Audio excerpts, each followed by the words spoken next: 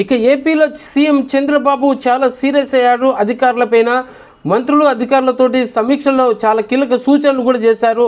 వారికి ఆదేశాలు కూడా ఇచ్చారు. ఇక ఏపీ సీఎం చంద్రబాబు నాయుడు ఆ ప్రభుత్వం ఎన్ని పనులు చేస్తున్నా కొందరు అధికారుల తీరుతోటి చెడ్డ పేరు వస్తుందని ఇబ్బంది పడ్డారు. ముఖ్యంగా పెన్షన్ల పంపిణీలో కొందరు అధికారులు వ్యవహరిస్తున్న తీరును తప్పుపట్టారు.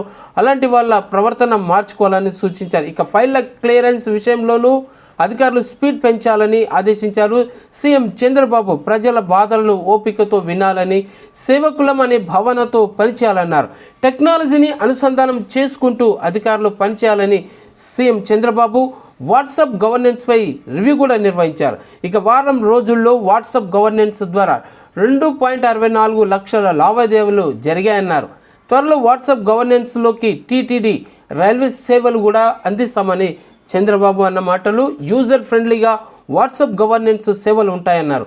కార్యాలయాలకు ప్రజలు రావాల్సిన అవసరం లేకుండా చర్యలు. ఆ తర్వాత కొన్ని శాఖలు సర్వర్ స్పీడ్ పెంచుకోవాలని సీఎం చంద్రబాబు సూచించారు.